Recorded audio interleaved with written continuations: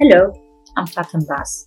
I'm starting a video series covering different topics that will help me demystify the notion of healthy living and will include some useful tips that are easy to implement. The premise is anyone can lead a healthy lifestyle, regardless of your fitness level, health situation, job, family status, age, weight, if you have an injury, or if you have a chronic health condition. We all have our own health formula that can help us make better choices and structures a routine that we can stick to. My job here is to help you set your health goals, identify the barriers, and design a simple approach that can help you make your plan stick. So, in today's video, we're going to discuss what it means to live a healthy life. Contrary to what a lot of people might think, being healthy is not limited to what we eat and how much we exercise. There's an important factor that usually gets left out of the equation, and that is our mindset. We tend to think that the way to a healthier life is by controlling what we're eating and exhausting ourselves every time we exercise. And in fact, these things do more harm to our bodies than good. And most of all, they put us in a bad mental state, fighting our bodies instead of listening to them, and it becomes a losing battle against our willpower and motivation. So let's take a step back and define the basics. Being healthy is defined by 1. What we generally consume day in and day out, 2. How much we move our bodies, and 3. How we generally feel, meaning what is our mental state and what are our thoughts that we live throughout our day. Starting with food, it's important to know that there's no such thing as a perfect diet. There is a saying that kept being repeated in my health coaching school that says one person's food is another person's poison, which means that our bodies are all different and we should not be comparing what we eat to what others are eating, thinking that if we eat exactly like them, we will get the same results. This is where we get cheated with a lot of different diets and countless meal plans that promise us the perfect body.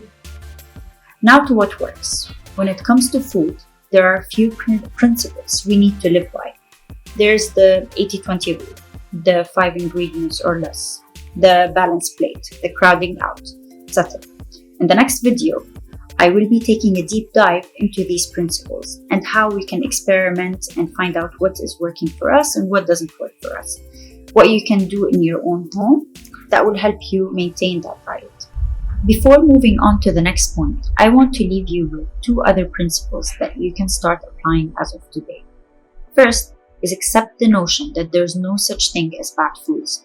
There are foods that are nutrient rich and foods that are nutrients poor.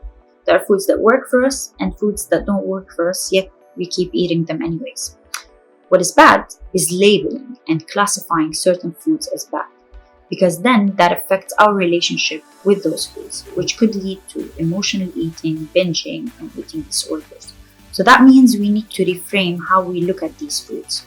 Second is practice to unlock your gut-mind connection.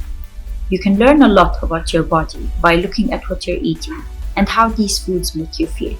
So observe what you're eating, and remember, I said observe, not judge, and ask yourself these questions.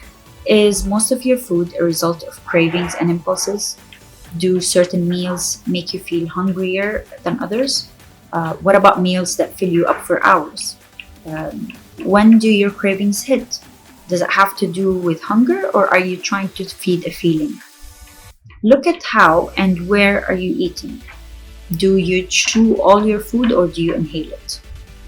What do you drink before, during, and after your meals? There are countless behaviors that we have learned over the years to reach where we are today and how we're currently eating.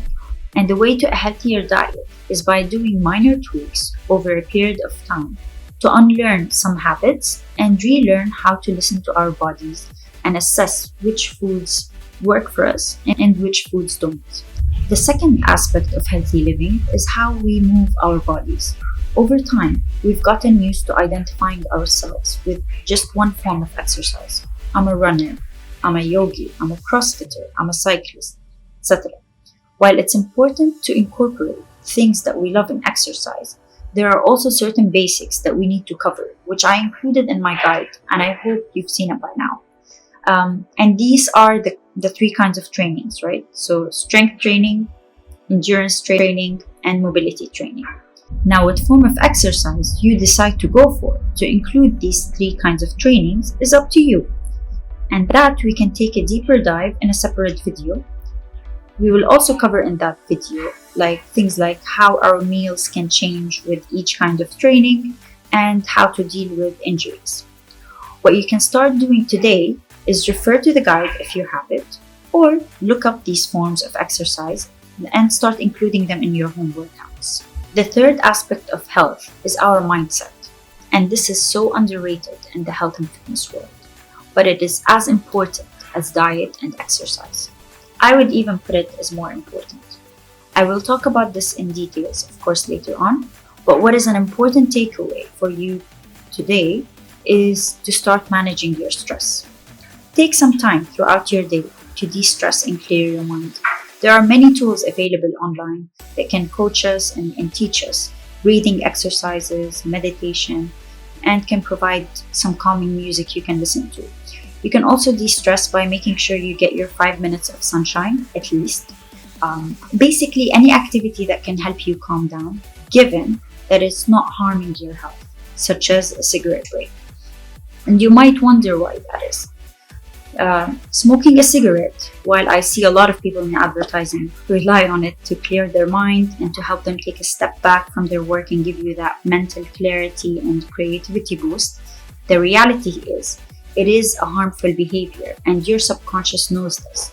So it is sending a negative message to your body. It could be that you don't value your health that much, or that you have a belief system that is connected to self-harm or some form of self-punishment. I'm not saying that you need to quit smoking today, but it cannot count as a helpful de-stressing activity. Now that we've covered the basics, let's discuss how are you going to set your health goals under the three pillars: food, fitness, and mindset. Personally, I try to follow the SMART approach in goal setting. We all know this.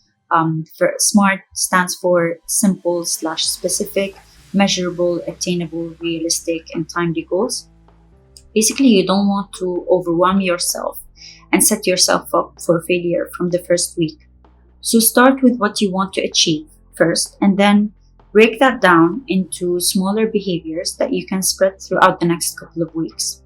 I would include one new habit every day or every 2 days. You might be able to include one from each. So one from food, one from one form of exercise, and one form of de-stressing, something that will help you in your mindset. For example, a 20-minute workout followed by a nice healthy meal and a few 5-minute breaks every couple of hours. Do whatever you're comfortable with, but know that you need to commit to whatever you start. This is a journey, and it's all about experimenting to find out what works for you. If you find a certain style is not working, just replace it with another. Don't be a perfectionist, and make sure that all the changes that you are incorporating come from a place of self-love and self-care, and not from a place of self-punishment. If you are having any difficulties, please reach out to me and we can take it from there. So, to sum up, start by setting your goals and cover the three aspects of health: food, fitness, and mindset. Apply the SMART approach in your goal setting. Remember, simple, measurable, attainable, realistic, and timely. Break those down, break the goal into actionable little behaviors and incorporate them at a rate that you're comfortable with and you can commit to. If you're having any difficulties, reach out. And lastly, remember, this is a journey, so you need to be patient. That's it for today's video. And if you found it helpful, please let me know. And reach out and let me know if you have any questions. Bye.